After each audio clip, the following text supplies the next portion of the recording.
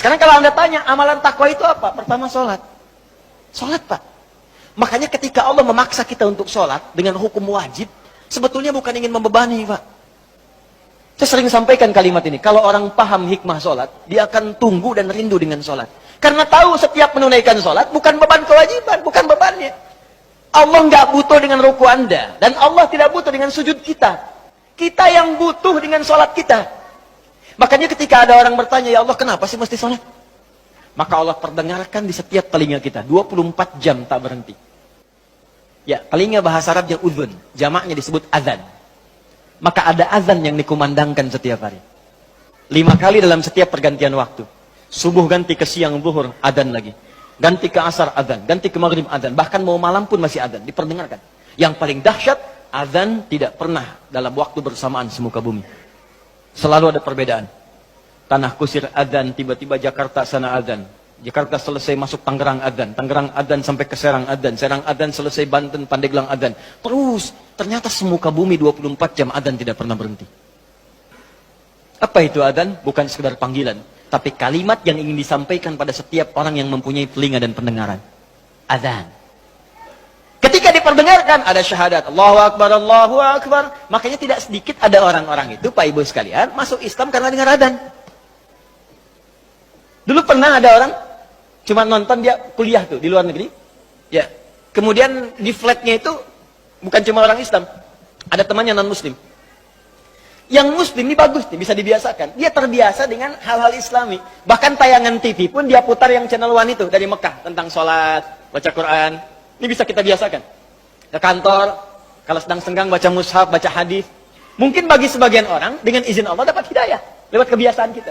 Begitu sedang membuka tayangan itu, muncullah sedang sholat isya. Tayangan persiapan sholat isya langsung dari Masjidil Haram. Yang non-muslimnya tiba-tiba datang. Yang muslim itu cuma iseng nanya begini. Kawan, menurut kamu, berapa jumlah orang yang ada di masjid itu? Temannya bilang begini. Ya, mungkin 1000, 2000 lah. Ya. Apa jawab yang si muslim ini? Ada di sana sekarang setidaknya 500.000 orang. Sebelum dilakukan perluasan. 500.000 orang. Pertanyaan kedua, perhatikan kalimatnya. Menurut kamu, berapa lama waktu yang dibutuhkan untuk membuat mereka semua rapi seketika?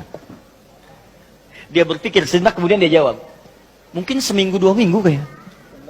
Seminggu 2 minggu, sepekan 2 pekan. Kata si muslim ini, aku akan tunjukkan kepadamu, tidak sampai 5 menit, semuanya akan rapi dan baris. Kata yang kawan tadi, mustahil, gak bisa itu. Tadi kan, rasionalitasnya jalan. Ketika rasio sudah mulai jalan, maka mudah bagi Allah memberikan hidayah dan hikmah kepada jiwanya. Maka seketika, kata temannya yang muslim, sekarang coba lihat. Begitu qamat, Allahu Akbar, Allahu Akbar. Wah, sudah. Yang tawaf berhenti semua. Yang tadinya duduk, berdiri semua. Siap. Bingung temannya. Wah, jangan dulu jangan dulu bingung. Lihat dulu nih. Begitu sudah imam yang mengatakan, Istawu, istaqimu. Wah, semua rapi. Saat takbir, Allahu Akbar. Semua angkat tangan takbir. Maka apa respon yang non-muslim ini? Dia katakan kepada yang muslim, tolong tunjukkan kepadaku bagaimana caranya masuk Islam. Karena ini bukan agama buatan manusia. Gila ya? Ada orang nonton sholat isya, masuk Islam.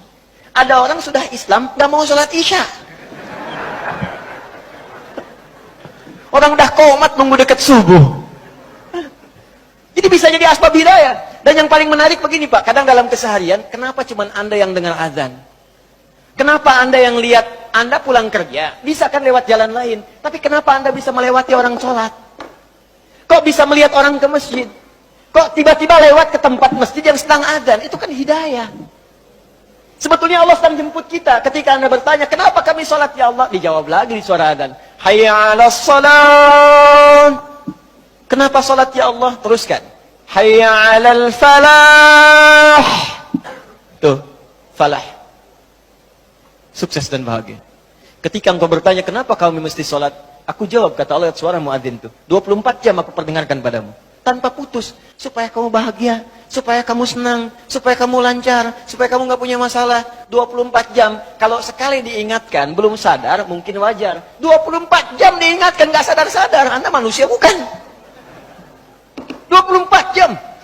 Datang terus, kedengaran terus. Gak sadar juga. Aduh apa lagi? Di sekarang yang salah siapa? Jangan lagi Anda salahkan Allah. Ya Allah, kenapa saya mesti begini?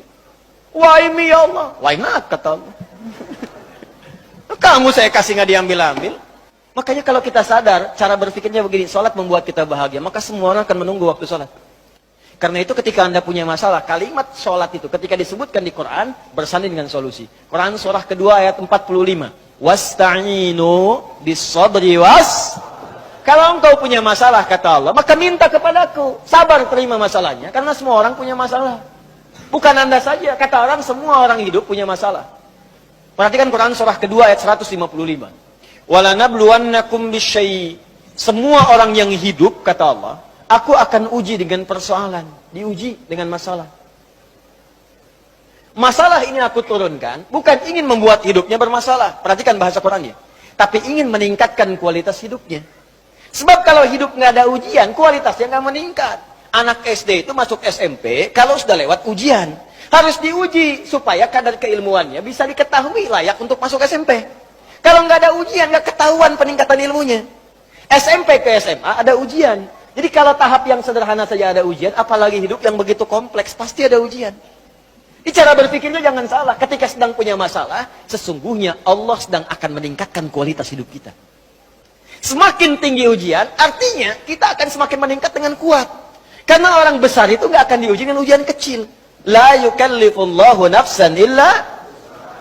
Jadi kalau Anda hadir sekarang di pengajian ini, sedang punya masalah berat rasanya, maka berbahagialah. Artinya, Anda akan diangkat setinggi-tingginya oleh Allah, karena ujian yang diturunkan, ujian yang disetarakan dengan kemampuan Anda. Itu poinnya. Gak ada orang hidup gak punya masalah. Apa dikira Ustadz gak punya masalah? Lebih banyak daripada jemaah. Tuh masalah antum tuh. Saya jawab juga. Di hidup bersanding dengan masalah. Persamaan terbaliknya, orang yang tidak ingin punya masalah artinya tidak ingin hidup. Siapa yang tidak ingin punya masalah? Angkat tangan.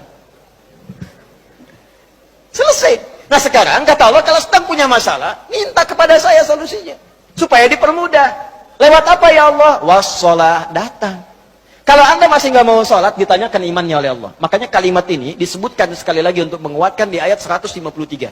Dipanggil kalimat imannya. Seakan-akan begini bahasanya. Kamu ini punya iman apa enggak sih? Kalau nggak punya iman kamu apa? Ya karena nggak ada iman. Sekarang kamu masih mengaku beriman, tapi saya panggil sholat nggak datang. Karena itu di ayat 153, paling kanan sebelah bawah, itu kalimatnya berubah dengan disebutkan kata iman di depannya. Ya ayyuhalladzina amanu. Hei semua orang beriman, mana imanmu? Ista'inu bis-sabri was-shalah. Kalau kalian punya masalah, kata Allah, sekali lagi datang. Lewat sholat minta kepada. Makanya kalimat ista'in dirubah menjadi kalimat permintaan, berubah jadi nasta'in. Saya tanya pada Anda, apakah kita mengucapkan kalimat nasta'in dalam setiap sholat? Berapa kali kita ucapkan dalam sehari? 17 kali. Iyyaka na'budu wa iyyaka nas.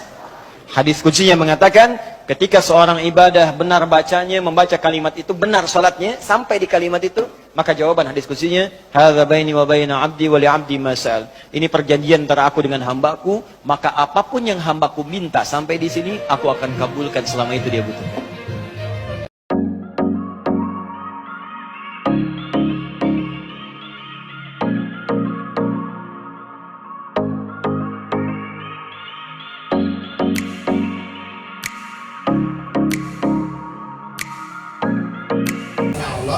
Dan semoga kita ditolong oleh Allah dan dirawat oleh Allah.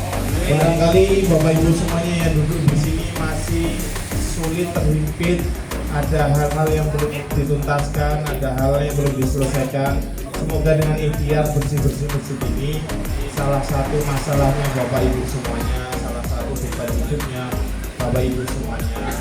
Jikalau ada yang duduk di sini masih terlilit hutang, semoga Allah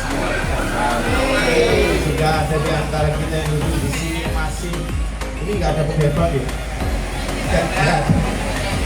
pensiun. Jika ada Bapak Ibu semuanya yang duduk di sini masih suka sekolahkan, makanya BPKB-nya nggak lulus, nyekolahkan, apalagi sertifikat tanahnya nggak lulus, ya semoga pulang ini dilulusin ya. Kasihan loh, anaknya disuruh sekolah nggak pulang gitu.